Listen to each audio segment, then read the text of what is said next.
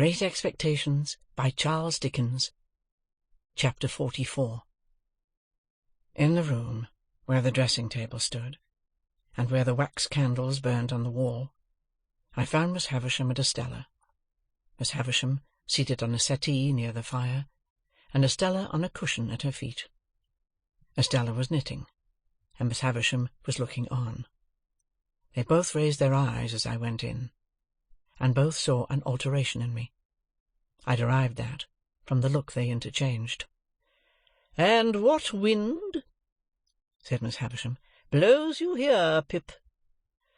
Though she looked steadily at me, I saw that she was rather confused.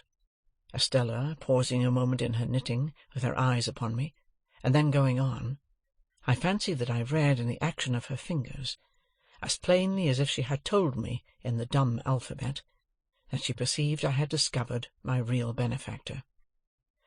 "Miss Havisham," said I went to Richmond yesterday, to speak to Estella, and finding that some wind had blown her here, I followed."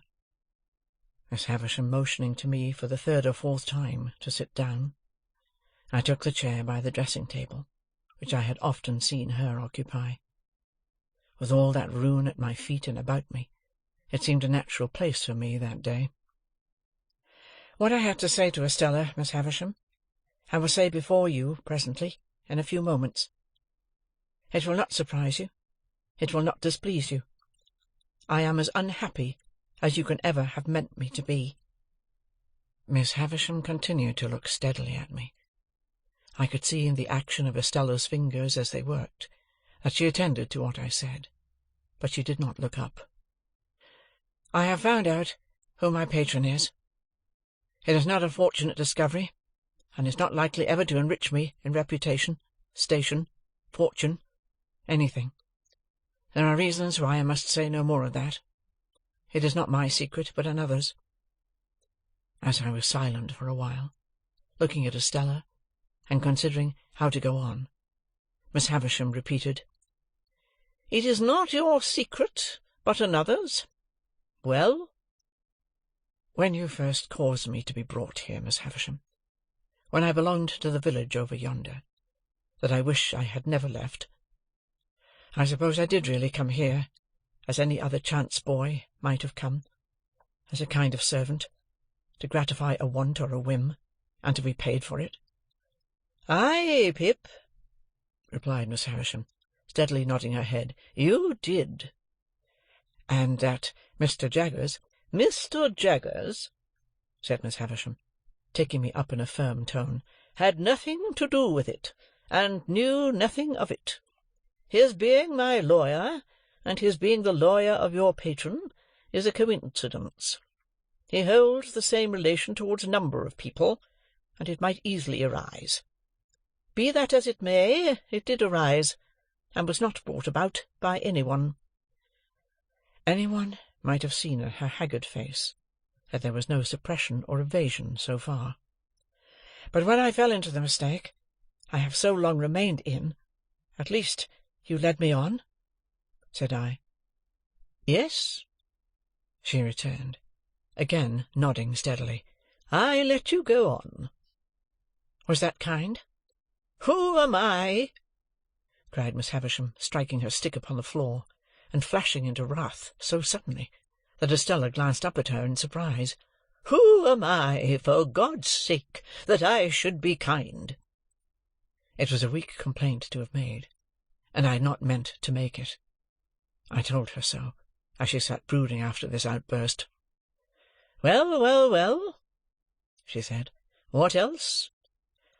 "I was liberally paid for my old attendance here," I said, to soothe her, "in being apprenticed, and I have asked these questions only for my own information. What follows has another, and I hope more disinterested purpose. In humouring my mistake, Miss Havisham, you punished, practised on, perhaps you will supply whatever term expresses your intention, without offence, your self-seeking relations?" "I did. Why, they would have it so. So would you. What has been my history, that I should be at the pains of entreating either them or you not to have it so? You made your own snares. I never made them." Waiting until she was quiet again, for this, too, flashed out of her in a wild and sudden way, I went on. "I have been thrown among one family of your relations, Miss Havisham, and have been constantly among them since I went to London. I know them to have been as honestly under my delusion as I myself, and I should be false and base if I did not tell you, whether it is acceptable to you or no, and whether you are inclined to give credence to it or no, that you deeply wrong both Mr. Matthew Pocket and his son Herbert, if you suppose them to be otherwise than generous, upright, open, and incapable of anything designing or mean." "They are your friends," said Miss Havisham. "They made themselves my friends," said I, "when they supposed me to have superseded them, and when Sarah Pocket, Miss Georgiana, and Mistress Camilla were not my friends, I think." This contrasting of them with the rest seemed, I was glad to see, to do them good with her. She looked at me keenly for a little while, and then said quietly, "What do you want for them?" "Only," said I, "that you would not confound them with the others. They may be of the same blood, but, believe me, they are not of the same nature." Still looking at me keenly, Miss Havisham repeated, "What do you want for them?" "I am not so cunning, you see," I said, in answer, conscious that I reddened a little, "as that I could hide from you, even if I desired, that I do want something. Miss Havisham, if you would spare the money to do my friend Herbert a lasting service in life, but which, from the nature of the case, must be done without his knowledge, I could show you how." "Why must it be done without his knowledge?" she asked, settling her hands upon her stick, that she might regard me the more attentively. "Because," said I began the service myself, more than 2 years ago, without his knowledge, and I don't want to be betrayed. Why I fail in my ability to finish it, I cannot explain. It is a part of the secret which is another person's, and not mine." She gradually withdrew her eyes from me, and turned them on the fire. After watching it for what appeared in the silence, and by the light of the slowly wasting candles, to be a long time, she was roused by the collapse of some of the red coals, and looked towards me again, at first vacantly, then with a gradually concentrating attention. All this time Estella knitted on.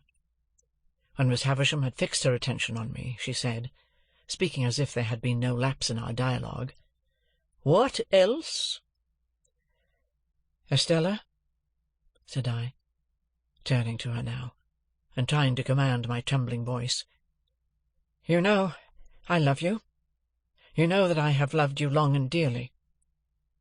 She raised her eyes to my face, on being thus addressed, and her fingers plied their work, and she looked at me with an unmoved countenance. I saw that Miss Havisham glanced from me to her, and from her to me. I should have said this sooner, but for my long mistake. It induced me to hope that Miss Havisham meant us for one another. While I thought you could not help yourself, as it were, I refrained from saying it, but I must say it now."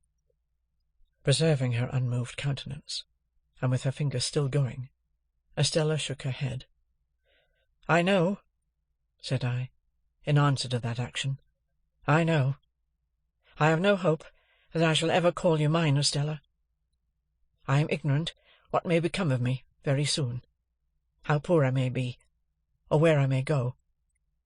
Still, I love you. I have loved you ever since I first saw you in this house." Looking at me perfectly unmoved, and with her fingers busy, she shook her head again. "It would have been cruel in Miss Havisham, horribly cruel, to practise on the susceptibility of a poor boy, and to torture me, through all these years, with a vain hope and an idle pursuit, if she had reflected on the gravity of what she did.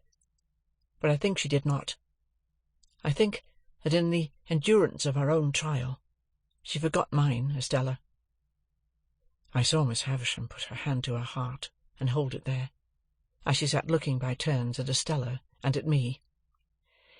"It seems," said Estella very calmly, "that there are sentiments, fancies, I don't know how to call them, which I am not able to comprehend.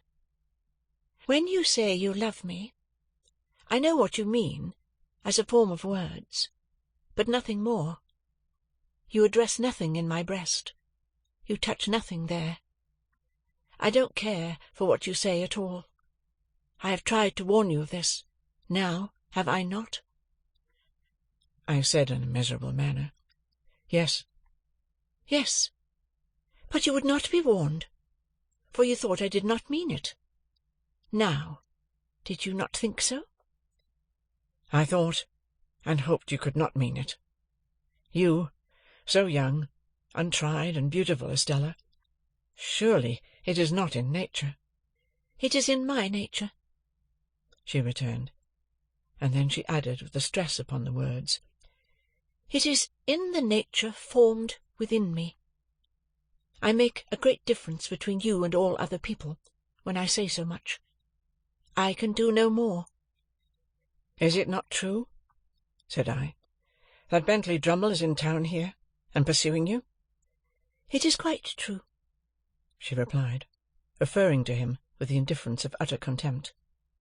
"That you encourage him, and ride out with him, and that he dines with you this very day?" She seemed a little surprised that I should know it, but again replied, "Quite true." "You cannot love him, Estella."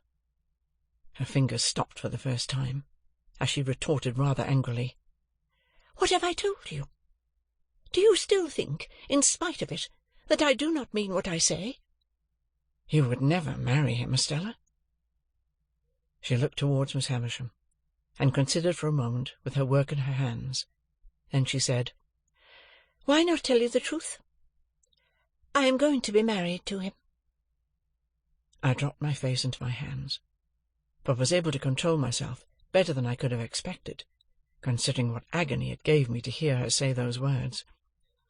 When I raised my face again, there was such a ghastly look upon Miss Havisham's that it impressed me, even in my passionate hurry and grief. "Estella, dearest, dearest Estella, do not let Miss Havisham lead you into this fatal step. Put me aside for ever. You have done so, I well know. But bestow yourself on some worthier person than Drummle. Miss Havisham gives you to him as the greatest slight and injury that could be done to the many far better men who admire you, and to the few who truly love you. Among those few, there may be one who loves you even as dearly, though he has not loved you as long as I. Take him, and I can bear it better for your sake." My earnestness awoke a wonder in her, that seemed as if it would have been touched with compassion, if she could have rendered me at all intelligible to her own mind. "I am going," she said again, in a gentler voice, "to be married to him. The preparations for my marriage are making, and I shall be married soon. Why do you injuriously introduce the name of my mother by adoption? It is my own act." "Your own act, Estella? To fling yourself away upon a brute?" "On whom should I fling myself away?" she retorted, with a smile. "Should I fling myself away upon the man who would the soonest feel, if people do feel such things, that I took nothing to him? There. It is done. I shall do well enough, and so will my husband. As to leading me into what you call this fatal step, Miss Havisham would have had me wait, and not marry yet. But I am tired of the life I have led, which has very few charms for me, and I am willing enough to change it. Say no more. We shall never understand each other." "Such a mean brute! Such a stupid brute!" I urged in despair. "Don't be afraid of my being a blessing to him," said Estella. "I shall not be that. Come, here is my hand. Do we part on this, you visionary boy, or man?" "Oh, Estella," I answered, as my bitter tears fell fast on her hand, do what I would to restrain them. "Even if I remained in England, and could hold my head up with the rest, how could I see you Drummle's wife?" "Nonsense," she returned. "Nonsense. This will pass in no time." "Never, Estella." "You will get me out of your thoughts in a week." "Out of my thoughts? You are part of my existence, part of myself. You have been in every line I have ever read, since I first came here, the rough, common boy, whose poor heart you wounded even then. You have been in every prospect I have ever seen since, on the river, on the sails of the ships, on the marshes, in the clouds, in the light, in the darkness, in the wind, in the woods, in the sea, in the streets. You have been the embodiment of every graceful fancy that my mind has ever become acquainted with. The stones of which the strongest London buildings are made are not more real, or more impossible to be displaced by your hands, than your presence and influence have been to me, there and everywhere, and will be. Estella, to the last hour of my life, you cannot choose but remain part of my character, part of the little good in me, part of the evil. But in this separation I associate you only with the good, and I will faithfully hold you to that always, for you must have done me far more good than harm. Let me feel now what sharp distress I may. Oh, God bless you! God forgive you!" In what ecstasy of unhappiness I got these broken words out of myself, I don't know. The rhapsody welled up within me, like blood from an inward wound, and gushed out. I held her hand to my lips some lingering moments, and so I left her.